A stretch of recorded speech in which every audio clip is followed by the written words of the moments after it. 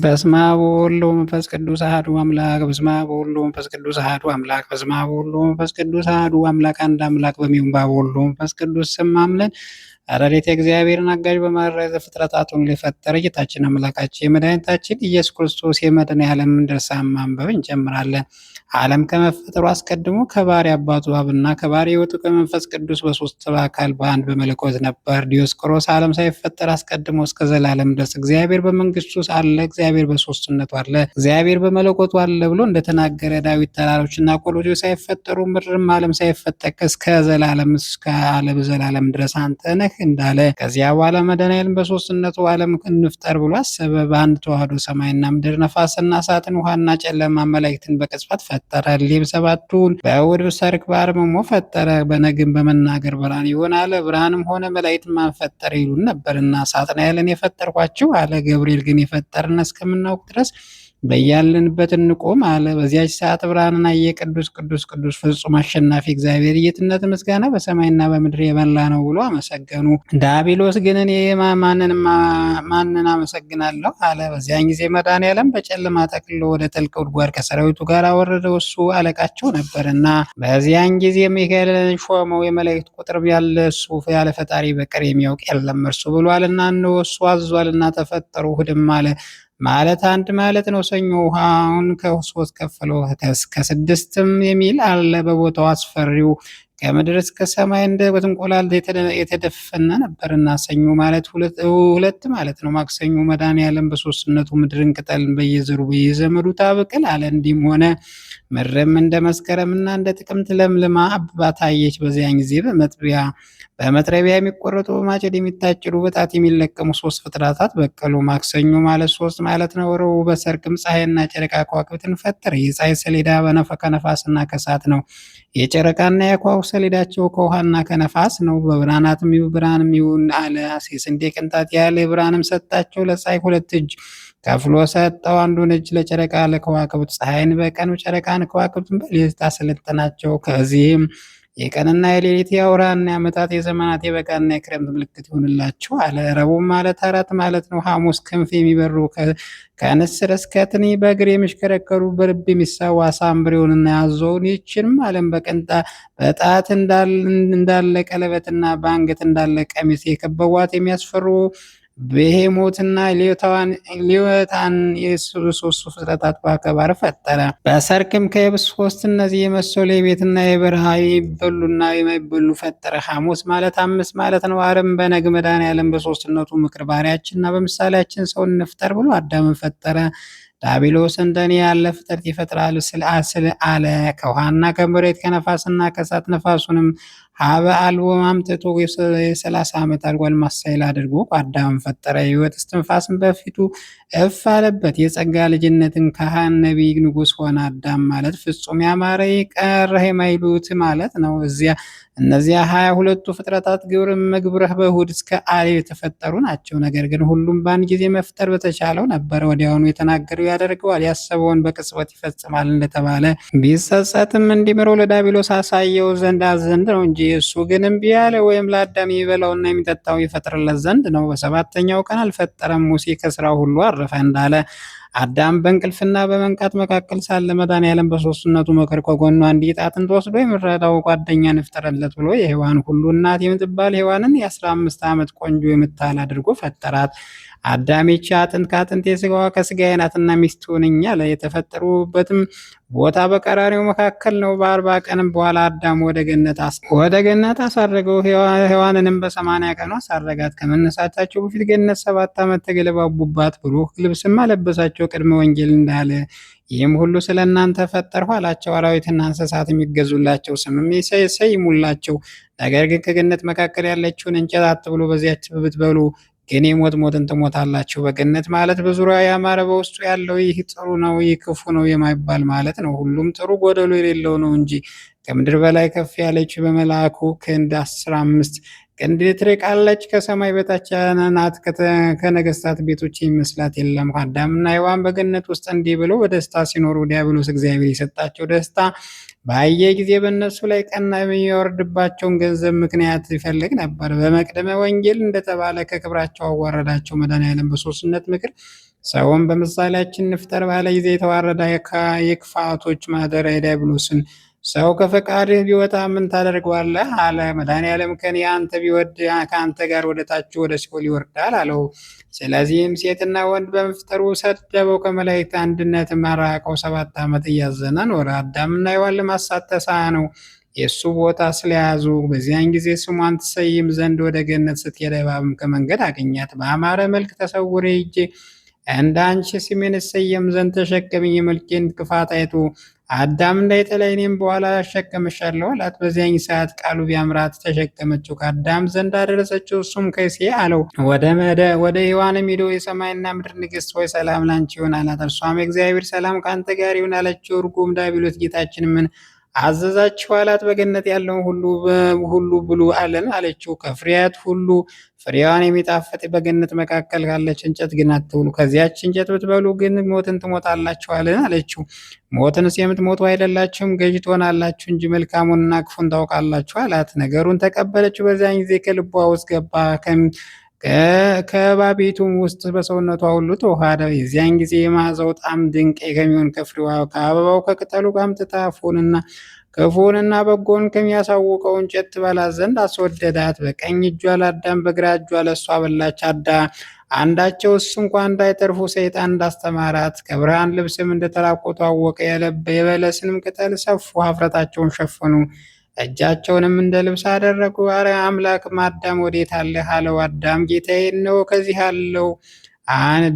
ድምፅህን በሰማሁ ጊዜ ፈራሁ፣ እኔ ራቁቴን ነኝና አለ። ምን ሆነህ አለው። እሱም ሔዋን አሳተችኝ አለው። ያንም ምን ሆነሽ አላት። እባብ አሳተችኝ አለው። በዚያን ጊዜ እባብ ተረገማት፣ እንዲህም አላት፣ በወዲህ ሂጂ፣ መሬትን ብይ፣ በአንቺና በሰው ልጅ መካከል ጸብ ይሁን፣ እሱ ራስሽን ይቀጠቅጣል፣ አንቺም ተረከዛቸውን ጠብቂ አላት። ሔዋንም ከሕማም ውለጅ ወልደሽን ፈቃድሽ ወደ ባልሽ ይሁን፣ እሱም ይግዛሽ፣ ይህችን እንጨት እንዳደማሻት በየወሩ ድሚ አላት። አዳምህም በፊት ወዝ ብላ አሾና ሚካላ ይብቀልብህ፣ አንተ መሬት ነህና ወደ መሬት ትመለሳለህ አለው። ዳባም አልብሶ ምድረ ፋይዳ ወረዳቸው። ሱራፊን ገነትን ዘግተህ በእሳት ሰይፍ ጠብቃት አለው። አዳም እስከ 100 ዓመት ድረስ በባህር ውስጥ ቆሞ ንስሐ ገባ። መድኃኔዓለም ንስሐውን ባየ ጊዜ ተስፋ ሰጠው፣ እንዲህም አለው፣ በ5 ቀን ተኩል ከልጅ ልጅ ተወልጄ በሜዳ ህድሼ በመስቀል በሞት ያድንሃለሁ አለው። አዳምና ሔዋን አወቃት። መንታ 30 ልጆች ወለደ። በዚያች ዓለም 930 ዓመት ኖረ።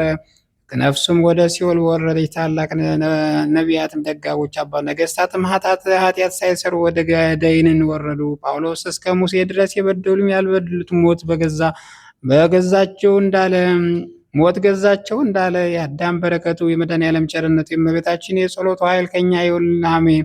ወደ ቀደመ ጥንተ ነገራችን መለስና መድኃኔዓለም በሦስትነቱ ለአዳም ልጆች በቅዱሳኑ ላይ ድንቅ ነገርን እያደረገ ኖረ። የሚያመልኩት የእስራኤል በሙሴና በአሮን እጅ ባህርን ከፍሎ አወጣቸው። የሚያመልኩትን ግብፃውያን ግን ከንጉሳቸው ከፈርዖን ጋር በማዕበል አሰጠማቸው። የሚያምነውን ሕዝቅያስን ከሕዝቡ ጋር ከሰናክሬም እጅ አዳነው። ከሰራዊቱም 15 እልፍ ገደለ። የሚያመልከው ኖህንም ከልጆቹ ጋር ከጥፋት ውሃ አዳነው። ትእዛዙን የሚያጎሉትንም በጥፋት ውሃ ጠፋቸው። ሎጥንም ስላመለከው አዳነው። በሶዶምና በገሞራ የነበሩ ሰዎችን ስላላመለኩት እስከ ምጽአት በላያቸው እሳት ይነዳል። ከዚያ በለጠ ታምራት በየዕለቱ እያደረገ ሳለ የኢያቄምና የሐና ዘመን ደረሰ። በነሐሴ በ7 ቀን እመቤታችን ማርያም ጸነሰች። ግንቦት 1 ቀን ተወለደች። አባትና እናቷ በ3 ዓመቷ ታኅሳስ 3 ቀን ወደ ቤተ መቅደስ ባስገቧት ጊዜ በመልአኩ እጅ ኅብስተ ሰማያዊ ጽዋ ሰማይ እየተመገበች ኖረች። ከዚያ በኋላ የአይሁድ ካህናት ተማከሩ። 15 ዓመትም ከሆናት በኋላ የሴቶች ልማድ እንዳይመጣባት ብለው አወጧት። ዮሴፍ የእግዚአብሔር ኃይል እስከምናይ ድረስ ጠብቃት አሉት። የዮሴፍ ሚስት አልነበረችውምና፣ ስለዚህ ነገር ዮሴፍ እጮኛ ተባለች።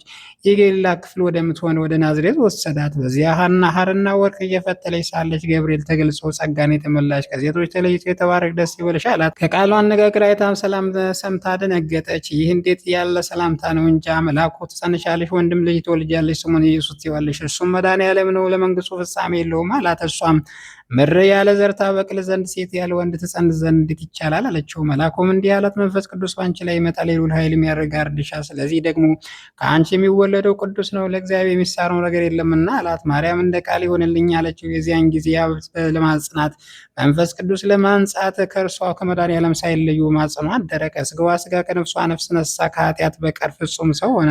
ይኸውም መጋቢት 29 ቀን እሑድ በ3 ሰዓት ነው። የፅንሷ ወራት 9 ወር ከ5 ቀን በተፈጸመ ጊዜ እንደ ሰው ሁሉ ታኅሳስ 29 ቀን በቤተልሔም ተወለደ። አህያና ከብት በስተንፋሳቸው አሟሟቁት። እረኞች ሰብአ ሰገልም ሰገዱለት። ወርቅና ከርቤ፣ ዕጣን፣ እጅ መንሻ ሰጡት።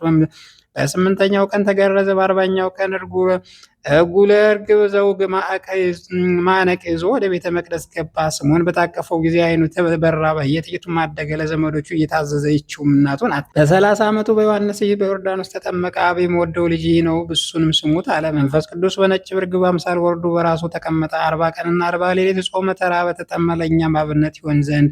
ዲያብሎስ ተፈተነ። ከጾም በወጣ ጊዜ በ3 ቀን የሰርግ ቤት ተገኘ። ወደ እነርሱም ገባ። የወይናቸው ባለቀ ጊዜ ውሃውን ወይን አደረገ። እነርሱም 5ቱ አዕማድ ምስጢር ያስተምር ዘንድ ጀመረ። ዘወትርም የ5 ገበያ የሚያህሉ ሰዎች ይመጡ ነበረ። በሽተኞችን ያድናል፣ ቁጥር የሌላቸው ታምራቶችን ያደርግ ነበር። ከዕለታት በአንድ ቀን 5 እንጀራና 2 ዓሣ ለ5,000 ሰዎች ያቀረበላቸው። እነሱም በልተው ጠገቡ።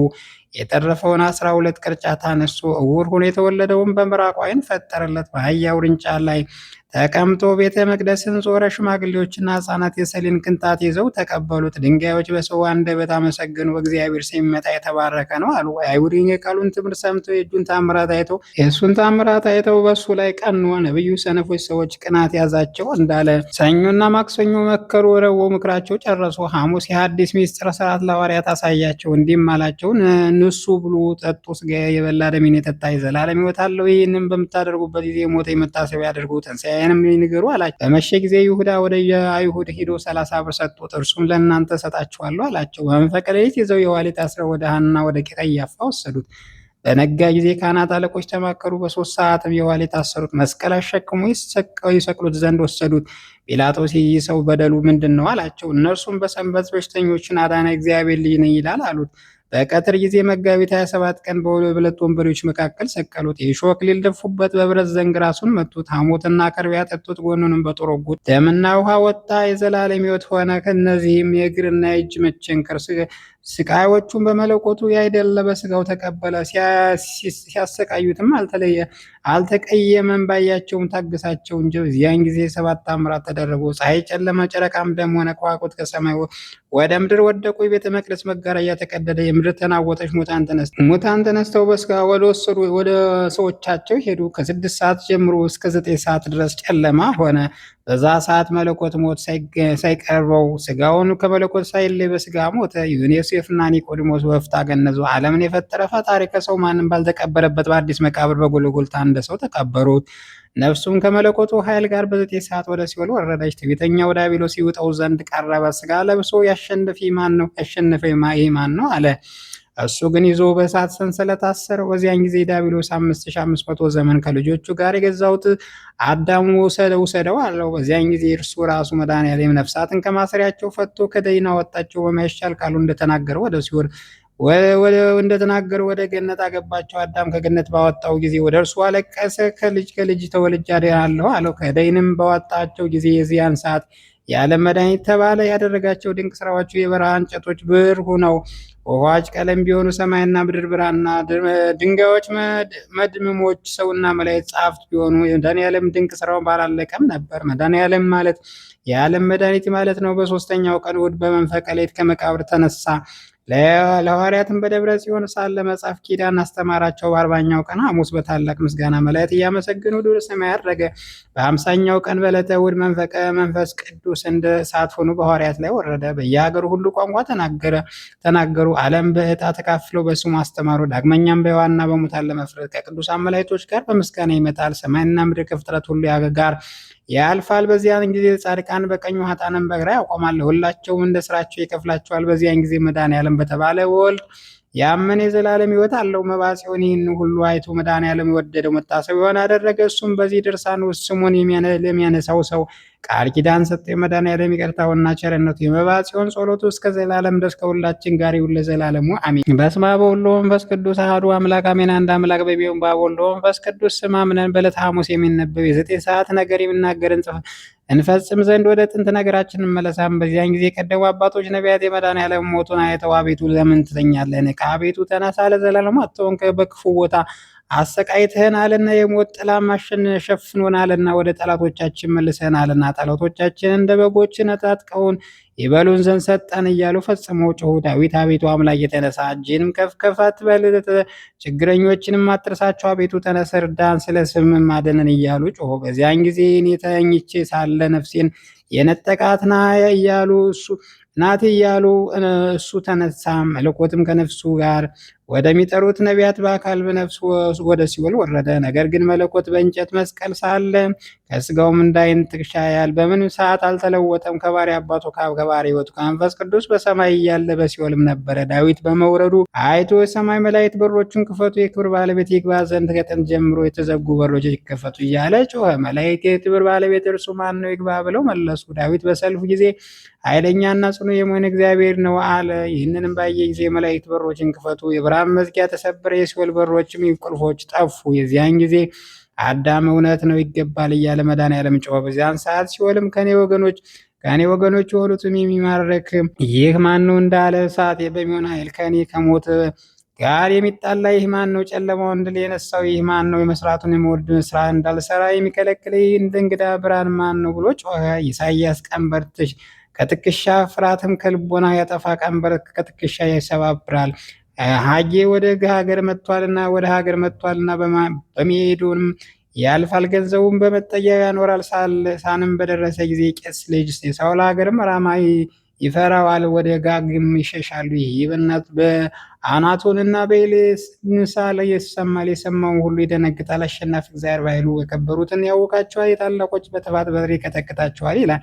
ሀጌ ያለውን በሔዋን ሞት የገዛቸው ከቀደሙ አባቶች አንገት የኃጢአተኛ ቀንበር ያጠፋ መድኃኔዓለም ነው። መድኃኔዓለም መጠጊያ ያለው የቤተ ክርስቲያን እናት ገንዘቦች ያለው በውስጧ ያኖረው የሥጋው ደሙን የሟች ለሚሆን ለሰው ልጅ ተግሳጽ የጻፈ ቅዱሳን መጽሐፍ ናቸው። ቄላ ያለውም ሲኦል ናት። ራማ ያለውም መልኩ ከከፋ ሽታው ከከረፋ ካለቃቸው ከዳቢሎስ ጋር ከራማ የወረዱ መላእክት ጽልመት ናቸው። ሀጋይ ያለውም የተረገመ ይሁዳ ማደሪያ ሲኦል የወለደቻቸው ገሃነም ናት። እነሆ ስሙ ኢየሱስ የተባለ ሕፃን መድኃኒታችን ፈጣኑና ሯጩ ማረከ፣ እንደው ከእጁም በምድር ጉድጓድ ከተት የነካውም የለም። የምድር እባብም ዲያብሎስ ነው። የምድር ጉድጓድ ሲኦል ናት። ስለዚህም ነገር የአንበሶች ጉድጓድ ወዴት ነው? የአንበሶች ግልገሎች ወዴት ይሰማሩ? የአንበሳው ልጅ ይገባ ዘንድ የአንበሳው ወዴት ሄደ? የሚያስፈራ አንበሳ ልጁን ይነጥቆታልና፣ ሴቶች አንቋቸዋልና፣ ከጎኑ ነጥቆ የሚያረካቸው ልጆች ሰማዮች ሞሉ አለ። ስለ አንበሶች የተናገረው ትንቢት እንናገራለን። ሌም የቀደሙ አባቶች ናቸው። የአንበሳ ልጆች እነዚያ ነቢያት ናቸው። ጉድጓድም ሲኦል ናት። የአንበሳው ልጅ ይገባ ዘንድ የቀደመው አንበሳ ወዴት ሄደ እንዳለ የቀደመ አንበሳ የተባለ አዳም ነው። ልጁ የተባለው ለፍጥረቱ ቤዛ ሆኖ የሞተ መድኃኔዓለም ነው። አደናነቀ ያለው እስከ ሰይጣን እጅ ያዳናቸው ነፍሳት ናቸው። ሴቶችን በመድኃኒታችን በደሙ ፈሳሽና የከበሩ አብያተ ክርስቲያን ናቸው። አንድ ሰው ከኢያሪኮ ወደ ኢየሩሳሌም ሲወርድ ሽፍቶች አግኝተው የደበደቡት አቆሰሉትም። ሰውነቱም እንደሞተ አይተው ትተውት ሄዱ። አንድ ካህን በዚያች ጎዳና ሲወርድ አይቶ ቸል ብሎት ትቶት ሄደ። እንደዚሁም ሁሉ ሌዋውያን በዚያ ቦታ አግኝተው አይቶትም ቸል ብሎት ትቶት ሄደ። ዳግመኛም አንድ ሳምራዊ በዚያች መንገድ ይወርድ ዘንድ ሲሄድ አገኘው። ያዘነለት ወደ እርሱ ቀርቦ ወይንን ጨመረለት፣ ቁስሉንም ቀባለት፣ በአህያም አስቀምጦ የእንግዶች ቤት ወደሚጠብቀው ወሰደው። ያድነውም ዘንድ ለመነው፣ አዳነው። በማግስቱ 2 ዲናር አውጥቶ አድንልኝ፣ ስለሱ ያወጣህ ቢኖር እኔ ስመለስ 2 ሁሉ ከፍልሃለሁ ብሎ ለእንግዳ ቤት ጠባቂው ሰጠው። ያለውን ነው። የወንጌል ትርጉም ይህ ነው። አንድ ሰው ያለው ከገነት ወደ ሲኦል የወረደ አዳም ነው። ቀማኞች ያለው አጋንንት ናቸው። ሌዋውያን ካህናት ያለው አሮን ነው። ሳምራ ያለው ግን ይህ መድኃኒታችን ኢየሱስ ክርስቶስ። አህያ ያለው ኦሪት ነው። ቅባት ያለው ወንጌል ነው። የወይን ሃይማኖት ምሳሌ ነው። በማግስቱ ያለው ፋሲካ ናት። 2 ዲናር ያለው መድኃኒታችን የሥጋውና ደሙ ናቸው። የእንግዳ ቤት ጠባቂ ኃጢአተኞቹን ኃጢአት ስራ የሚመስሏቸው ኤጲስቆጶሳት ናቸው። በተመለሱ ጊዜ ይከፍላለሁ ማለት ከየዋህነት ጋር በበጎ ትምህርት ሰዎች ከስህተት የሚመለሱ ካህናት በእውነት ዋጋቸውን ይከፍላቸዋል። ከዚያ በኋላ በዙፋኑ ላይ የተቀመጡ በሱ በቀኝ በእጁ በውስጧ በውጭም በ7 ማዕተም የታተሙ መጽሐፍ ታየው ያለ ዮሐንስ እንሰማለን። ይህች መጽሐፍ ይገልጣት ዘንድ ማኅተሙንም ሊፈታ የሚገባው ማን ነው ብሎ በታላቅ ቃል የሚጮህ ታላቅ መልአክ አየሁ። ይህችን መጽሐፍ ሊገልጣትና ሊያያት የሚቻለው የለም፣ በሰማይ በምድር ቢሆን ይህ መጽሐፍ ሊያያትና ሊገልጻት የሚቻለው የለምና እያለቀሱ ብዙዎች ናቸው። ከሊቃናት አንዱ አትዘን አታልቅስ አለ። ይህች መጽሐፍ ይገልጥ ዘንድ ማኅተሟን ይከፍት ዘንድ ከዳዊት ስር ከይሁዳ ወገን የሆነ አንበሳን እነሆ አሸነፈ። በዚያ ዙፋን በዚያ በአራቱ እንስሳ በእነዚያም በአራቱ ካህናት አለቆች መካከል ጎኑ እንደተወጋ በግ ቆሞ አየሁ። ቀንዶቹ ሰባት፣ ዓይኖቹ ሰባት ናቸው። ይኸውም በምድር የተላከ እግዚአብሔር መንፈስ ነው። መጥቶም ያችን መጽሐፍ ተቀበላት። ያችን መጽሐፍ በተቀበላት ጊዜ እኒያ 24ቱ ካህናተ ሰማይ እና አራቱ እንስሳት ለዚህ በግ በፊቱ ሰገዱ። ሁላቸውም ዕጣን የተሞላበት የወርቅ ማዕጠንት የሚያመሰግኑ የምስጋና መሰንቆ ይዘዋል። ይኸውም የቅዱሳን ጸሎታቸው ነው። በምስጋና ይህች መጽሐፍት ልትቀበላት ማኅተሟን ልትፈታ ይገባል። ስለሷ ሙተሃልና በደምም አዋጅተናልና እያሉ ያመሰግኑታል። መጽሐፍ አዳም ነው። ሰባቱ ማኅተም መድኃኒታችን እስከ ሞተበት ያለው ሰባቱ ዘመኖች ናቸው። የቀደሙ አባቶች ከሲኦል መውጣታቸው እንዲህ ነው። ዓርብ በሰርክ ለመጀመሪያ ሰንበት አጥቢያ ነቢያት ሥጋውና ምስጋና የተመሰገነ እግዚአብሔር እናመስግነው፣ ፈረሱንና በላዩ ላይ የተቀመጠ ወደ ባህር ጣለ እያሉ ያለው በኃጢአት ታስሮ በትዕቢት ተጭኖ ዲያብሎስ ወደ እሱ ወረደበት ገሃነም ናት። በዚያን ጊዜ ገነት ከተዘጋጁ 5533 ዘመኗ ተከፈተች። ነቢያትን በረዳ በእግዚአብሔር ደስ ይበላቸው፣ ላዳንን ሊያውቁ አምላክ እልል በሉ በሚል ዳዊት በመዝሙር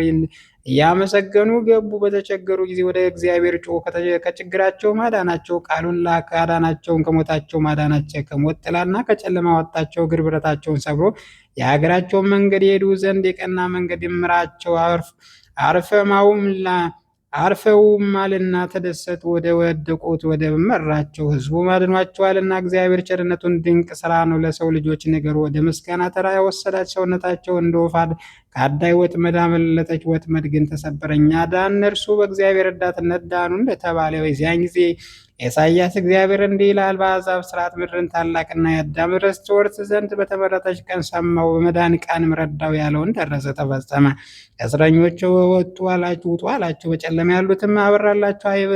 አይራቡም አይጠሙም፣ የፀሐይ ዋይም አያቃጥላቸውም፣ ይራላቸዋል እንጂ ወደ ምንጭም ያዋጣቸዋል፣ ወደ ውሃው ምንጭም ያዋጣቸዋል። ያን ጊዜ እግዚአብሔር ይቅርታ ብሏልና ይቅር ብሏልና ከተራሮች ከምድር ደስታ ይመነጫል፣ የተቸገሩ ወገኖችም ደስ ያሰኛቸዋል። እንደዚሁም ሁሉ ሆሴም በልጁ ሞት የማይጨክን ጥበበኛ ልጅ ከልጅ ከሞት እጅ ተቤዥዋል፣ ከሲኦልም አዳናቸው። ሲኦል መፍረጃ ችንካር ወዴት አለ? መባጽዮንም ጸሎቱና መድኃኔዓለም ይቅርታውና ቸርነቱ ከሁላችን ከሕዝበ ክርስቲያን ጋር ይሁን ለዘላለሙ አሜን። ይቅርታው ቸርነቱ ለሁላችን ለሕዝበ ክርስቲያን ይሁንልና ጌታችን ኢየሱስ ክርስቶስ መድኃኔዓለም ያደረገው ታምሪ ነው። በሀገር አንቴና ሰማዕት የሆነ ስሙ ዲዮናስዮስ የሚባል አንድ ኤጲስቆጶስ ነበረ።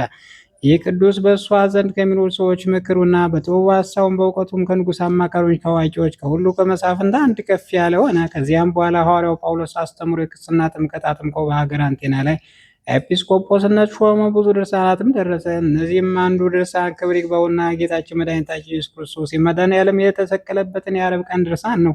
ይህ ቅዱስም በአንድ ቀን አዋቂዎች በተሰበሰቡ በጥበብ ቤት ውስጥ ሳለ ከእርሱ ጋር ተሰብስቦ ከጥበበኞች ሁሉ በላይ ተቀመጠ። በቀትር ጊዜም ፀሐይ ጨለመ፣ ጨረቃም ደም ሆነ፣ ከዋክብት ፈጥነው ወደቁ፣ ምድርም ተንቀጠቀጠች። ከአሕዛብም ደነገጡ፣ ፈሩ፣ መቃብሮች ተከፈቱ። ዲዮናስዮስም በዓለም ውስጥ የሆነውን አስረዳም ብለው ጠየቁት። የጥበብ መጽሐፍን አነሳ፣ በሐሳብ መሰላል መውጫ አየ። ወደ ፀሐይና ወደ ጨረቃ ወደ ከዋክብት መውጫ ሄደ። ጸጥ ብለውም አገኛቸው፣ ወደ መንገዳቸውም አልተመለሱም።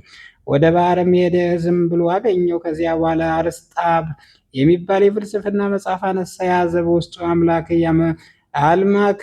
አምላክ መክኖን የሚል አገኘ። ይህም ማለት የተሰወረ የሰማይና ምድር የፈጠረ አምላክ ከሰማይ ወደ ምድር ወረደ፣ አይሁድም በላዩ ላይ ተነሱ፣ እሱም ሰቀሉት ማለት ነው። በዚያን ሰዓት ልብሱን ቀዶ ታላቅ ሐዘን አዘነ። ደጃዝማቾችና አገር ገዢዎችም ጥበበኞቹ በቀትር ጊዜ ጨለማ ስለሆነና ምድር ስለተንቀጠቀጠችው ነገር ያሳየውን ገልጽላቸው ዘንድ ዲዮናስዮስን ተለመኑት። የሆነውን ሁሉ ነገራቸውንም በሰሙ ጊዜ ታላቅ ያለ ፍርሃትም ፈሩ። ኢዩሱፎር የሚባለው ደቀ መዝሙር በዚያች ቀን የሆነውን ሁሉ የቀኗን ስም የወሩንም ስም የዓመቱንም ስም 5500 የሆነውን ዘመኑም ይጽፍ ዘንድ አዘዘው። ዲዮናስዮስም እንዳዘዘ የሆነው ሁሉ ጻፈ። ሁለተኛም በጣዖቱ ቤቶችና በየቤቶቻቸው ደጃፍ የተሰወረ አምላክ መክኑን ከሰማይ ወረደ ብሎ ጻፉ። ከ14 ዓመት በኋላ ሐዋርያው ቅዱስ ጳውሎስ ከሰማይ እንደወረደና ከእመቤታችን ከቅድስት ድንግል ማርያም ሰው እንደሆነ በሕማሙና በስቅለቱ ዓለም እንደዳነ እንደተነሳ እንዳረገ በሕያዋንና በሙታን ሊፈርድ ዘንድ ዳግማ እንደሚመጣ እያስተማረ ወደ አንቴና ሀገር መጣ። የአንቴና ሰዎችም ጳውሎስ ትምህርት በሰሙ ጊዜ ፈጽሞ አደነቁ። ወደ ዴናቲዮስም ሩጠው ሄደው ዛሬ ወደ ሀገራችን አንድ ሰው መጣና እኛን አባቶቻችን በማናውቀው አዲስ አምላክ አስተማረን አሉት። ዲዮናስዮስም ሐዋርያው ጳውሎስ ጠርቶ በሀገራችን ያስተማረው አዲስ አምላክ ምንድን ነው አለው። ሐዋርያ ጳውሎስም በጣዖት ቤቶች አልፌ ስሄድ የተሰወረ አምላክ ልመክኑን ከሰማይ ወረደ ወደ ምድር ወረደኝ ላገኘው የማስተምራቸው ይህን ነው አለው።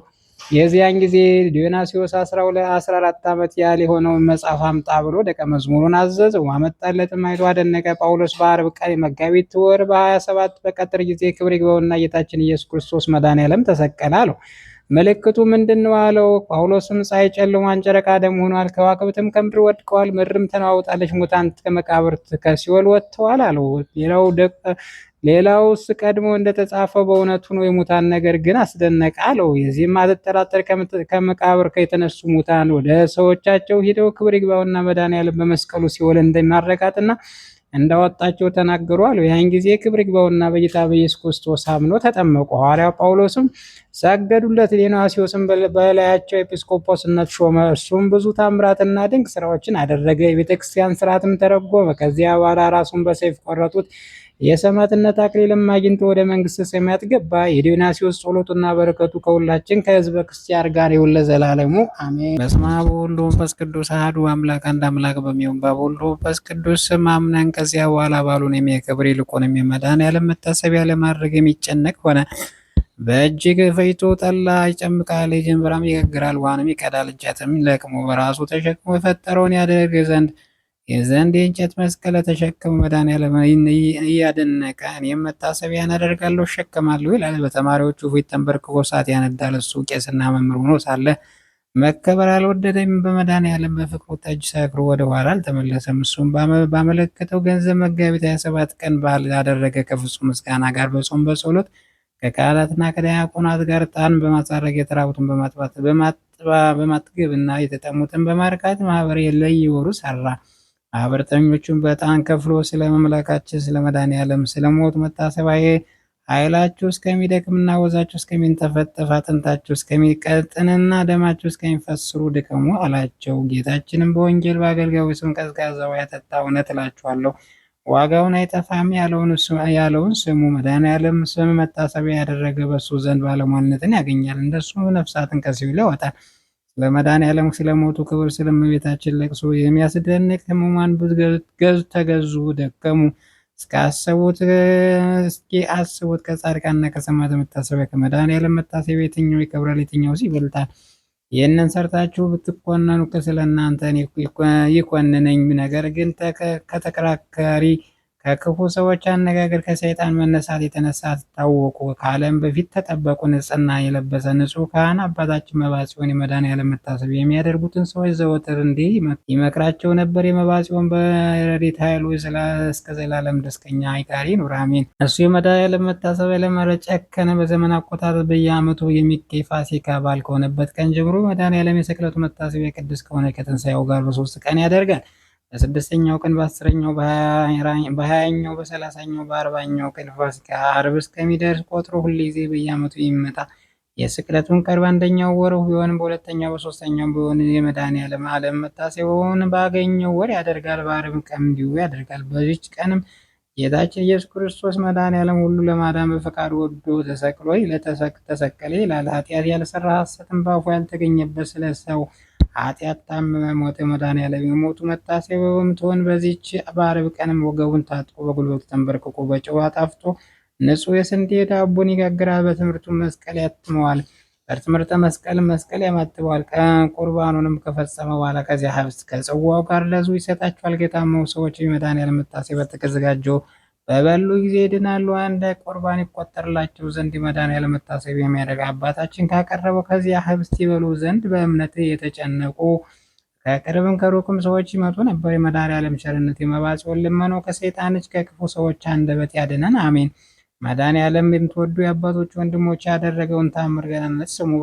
በተጻፈ ጊዜም ትንሽ ይበቃል፣ መጽሐፈ ለጥበበኛ አንድ ቃል ትበቃዋለች እንዳለ ብፁዕ ተክለ ሃይማኖት መድኃኔዓለም ይወደዋል፣ ባሉንም ከሌላ ሀገር አይጨምርም። በአሁን ዕጣኑም፣ ወይኑንም፣ ዘይቱን፣ እህሉንም፣ ጨውንም ለመድኃኔዓለም መታሰቢያ የሆኑ ሁሉ ለብቻው ያስቀምጣል። በረሃብም እስኪሞት ድረስ ከመድኃኔዓለም ከመታሰቢያው እህል ምንም አይቀምስም። ዳግመኛ የተሰበሰበ ሁሉ ለመድኃኔዓለም መታሰቢያ ለልደቱና ለከበረች ትንሣኤው ለእናቱ ለድንግል ማርያም ይሰጥ ዘንድ ተሳለ። ዳግመኛም ከምንበላውና ከምንጠጣው ሁሉ ግማሹን ለተቸገሩትና ለጦም አዳሪዎች ሁሉ ብሎ ተሳለ። ለንጉሱ ከሚገዛቸው አገሮች እጅ መንሻ አስራትም እንዲሰጡት ሁሉ እኔም ለንጉሴና ለፈጣሪ መድኃኔዓለም እሰጣለሁ። ይህ የመድኃኔዓለም ፋንታ ነው ብሎ ከማዱ ከፍሎ አስቀመጠ። ከቤቱ ሳለ ወደ ሌላ ቦታ ሲሄድ ቢሆንም አስቀድሞ ለነዳያን ሳይሰጥ አይበላም፣ በየዕለቱም አያስታጉልም። መንግስተ ሰማያት የሚገባው የተስፋውን መንገድ እየጠረገ የመድኃኔዓለም በዓል በቀረበ ጊዜ በጾምና በጸሎት 7 ቀን ይማልዳል። ሆዱም ሳያጠግብ ራሱን ሳያስተኛ በፍጹም ለቅሶ ነው እንጂ ምድርን እስኪዳርስ ድረስ በዓይኖቹ እንባ ይፈሳል። ዳግመኛም በውሃ አይደለ በእንባው እግሩን ያርሳል። ከለቅሶውም ብዛት የተነሳ እስኪጠፋ ድረስ ዓይኖቹ ታመሙ። እመቤታችን ማርያም ብርሌ የሚመስል ጽዋ በእጇ ይዛ መጣች። ወዳጄ ተክለ ማርያም ሆይ ስለ ልጄ ፍቅር ስለታመሙት ዓይኖች መድኃኒት እሰጥ ዘንድ እነሆ መጣሁ አለችው። በዚያን ጊዜ እንደ አሜሮን ጣቶቿን ከዚያ ጽዋ ነክራ ዓይኖቹን ቀባቸው። ከበሽታውም ዳነ፣ እንደ ቀድሞው ሆነ። ከዚያች ዕለት ጀምሮ ሕመሙ አላገኘውም። ስለዚህም ነገር ከእሱ ርቃ የምትኖር እመቤቴ ማርያም ዘወትር የምትጎበኛት አንዲት ሴት ምስክር ሆነች። ከዕለታት በአንድ ቀን ወደ እርሱ መጥታም እመቤታችን ማርያም ለዓይኖችሽ መድኃኒት ስትኩይ አየሁ አለች። እውነትሽን ነው አንቺ እንዳየሽ አሁን አላት። መድኃኔዓለም እናቱ ቅድስት ድንግል ማርያም አመሰግናል። ከዚያም በኋላ በጾም በጸሎት ፊቱን በመጽፋት ጀርባውን በጅራፍ በመግረፍ እግዚአብሔር አገለገለው። ስለዚህም ነገር የመድኃኔዓለም ኃይልና ረድኤት ይቀበላል። በተቀደሰች በአርባ ጾምም የመድኃኔዓለም ግርፋት እያሰበ 100 ጊዜ ሰውነቱን ይገርፋል። ዳግመኛ ሕማማት ከእልፍ የሚበዛ ሰውነቱ ይገርፋል። ከጀርባውን ግርፋት የተነሳ ደሙ ከመሬት እስኪወርድ ድረስ ልቡን አጥቶ ከምድር ላይ ወደቀ። መድኃኔዓለም መከራውን አስቦ እንደሞተ ሆነ። በዚያች ሰዓት የድንግል ማርያም ልጅ መድኃኔዓለም መጣ። ተክለ ማርያም ተነስ፣ እኔ ቁስልን አድንሃለሁ አለው። ይህንም ብሎ ከጀርባውን ቁስል እንዳሰሰ ወዚያች ጊዜ ዳነ፣ ምንም ሕማም እንዳላገኘው ሆነ። መድኃኔዓለም አባታችን በማጽዮን በአንተ እጅ ትገደል፣ እኔ እንኳ የተገደሉት በአመፀኞች በአይሁድ እጅ ነው አለው። በዚያን ሰዓት ከንፈሮቹን ይዞ አፉን ከፍቶ 3 ጊዜ እፋለበት። የከበረ ትንፋሱም ከትንፋሽ ጋር ይጨመር፣ ስጋም ከነፍሴ ጋር የከበረ ይሁን አለው። አንተ በላዩ እፍ ያልክበት የተቀደሰና የከበረ ይሁን አለው። ይህንም ብሎ ሕፃን መድን ወደ ድንግል እናቱ ታቀፈ፣ ጡቷንም ጠባ፣ ለእሱም የግራ ጡቷን አጠባው። ብፁዕ ተክለ ማርያም አይቶ ለሰው ፈጽሞ ያስደንቅ ነገር ነገረው። ቅድስት ድንግል ማርያም ፈገግ አለች፣ ስለ ልጇ ስለ ፍቅሩ ገናነት ተደሰተች። የድንግል ማርያም ልጅ መድኃኔዓለም መባጽዮን ስለ ሕማሜ ታመህና ስለ ሞት ይሙታልና ስለ ክቡር ደም አፍስሃልና እንደወደድከ እኔም እወድሃለሁ፣ ሁልጊዜም ከአንተ አልለይም። አንተ የወደድኸውን የወደደ አንተንም የጠላ እኔን ጠላ፣ የላከኝም ጠላ። እኔንም እንደጠሉኝ እንደ አይሁድ እንደነርሱ ይሁን። ነፍስ ከስጋ ተለይታ የምትወጣበት ቀንም ሌላ አልሰጣትም። እኔ እቀበላታለሁ እንጂ። ወደ አንተም የደረሰ ሁሉ ወደ ቤተ ክርስቲያን የመጣ በአንተ የተማጸነ በእጅ የተባረከ የሩቁም የቅርቡም ሰው እምርልሃለሁ። እኔ ኢየሱስ መድኃኔዓለም በእኔና በእናቴ ማርያም በማይጠበል ቃል ኪዳን ሰጠው፣ መሐላዬንም አላጓድልብህም። አባታችን መባጽዮንም ሰምቶ ፈጽሞ ተደሰተ። ያለ ቸርነቱ ፈቀር በጎ ስራ ለሌለኝ ለእኔ ለኃጢአተኛው ሁሉ ስላደረገልኝ እግዚአብሔር ምን እከፍለዋለሁ አለ። ነገር ግን እስከ ዘላለም ድረስ ስሙ የተባረከ ይሁን፣ አሜን። ወዳጆች የክርስቲያን ወገኖቹ መድኃኔዓለም ያለውን እንዲህ ስሙ። በእንጀራ ሆነ በውሃም ሆነ በበግ መታሰቢያ የሚያደርግ ስቅለቴና ሞቴን ትንሣኤን ማስቦ መብራትና ስንዴ ከልቡ አቅንቶ የቤተ ክርስቲያን የሚሰጥ በማይታበል ቃል የእውነት እላቸዋለሁ እስከ 12 ትውልድ እምርለታለሁ። አባቱንና እናቱን ዘመዶቹን ወደ ላይ እስከ 19 ትውልድ አምርለታለሁ ያለውን ስሙ። ዳግመኛ የኔ መታሰቢያ የሚያደርግ እህልም ቢያጣ ያበደረውንና በችሎቱ የተረዳውን እንጨትና እህል ውሃም የሰጠውን እስከ 7 ትውልድ እምርለታለሁ። ሁሉም በእምነት ይድናል። ያለ እምነት ግን ከነቢያትና ከሐዋርያት ከጻድቃን ሰማዕታት ከቅዱሳን ሁሉ የዳነ የለም። በወልድ ያመነ የዘላለም ሕይወት አለው። በወልድ በመድኃኔዓለም ያላመነ ግን ሕይወት መንግሥተ ሰማያት አያያትም። እግዚአብሔር መቅሰፍቱ በላይ ይወርዳል እንጂ እንዳለ በወንጌል አሁንም በልብ ጨከና አምኖ መታሰቢያን ያደረገ በእኔና በአባቴ መንፈስ ቅዱስ በእናቴ በማርያም ዘንድ ስለ ሰው ፍቅር ከሰማይ ስለወረደ ክብርና ባለሟልነትን ያገኛል። ስለዚህም ነገር የመድኃኔዓለም በሉ በየወሩ በ27 ቀን መታሰቢያውን አድርጎ ዳግመኛ የጥምቀት በዓል ባክብሩ። ይኸውም ወደ ባህር ወርዶ የተገለጸበት ነው። እንደ ሥርዓቱ ሕዝቡ ያጠምቅ ዘንድ የተጠመቀንበት ነው። የተጠመቀበትም ዕለቱም ማክሰኞ ነው። በዚያን ጊዜ ጌታ በክብር ከቅዱሳን መላእክት ጋር ወደ ባህር መጣ። ቅዱሳንም ሁሉ ከባህሩ ከዋሻ ከተራሮችም ሰበሰባቸው። ከእነርሱም በደመና ይመጣ አለ፣ በነፋስ በክንፍ ይመጣ አለ፣ የወርቅ ጫማ ያለውም አለ። ሁላቸውም መልካቸው የራሳቸው ነው። ታላቅ ጉባኤ ሆነ። ከፍ ያለ ስጦታም ባህሪቱ ከሁለት ከተከፈለች፣ አንዱ እሳትን አንዱ ውሃን ሆነ። ጌታችን መድኃኔዓለም ከእሳቱ ውስጥ ገባ። ከዚያም በኋላ ከዚያ የመጡት ሁለቱ ቅዱሳን መባጽዮንን አጠመቃቸው። ከእሳቱም ወጥቶ እጁን በአባታችን በተክለ ማርያም ራስ ላይ አኖረ። ከዚያም የመጡት ቅዱሳን ያጠምቅ ዘንድ አዘዘው። በመድኃኔዓለም ችሎታ ተፈጸመ።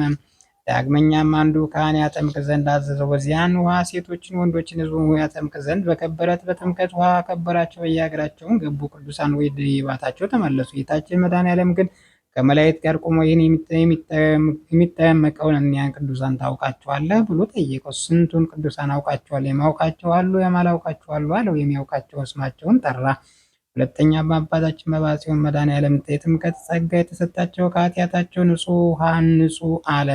ፈቃዱን ለሚያደርግ ለመባጽዮን እነዚያ ቅዱሳን አስራት ሰጠው። ቅዱሳን ያጠምቅ ዘንድ አዘዘው። ከአምላካችን ስሙ ይክበር። የረድኤቱ ኃይል የክርስቲያን ወገኖች ያድነን ለዘላለሙ አሜን።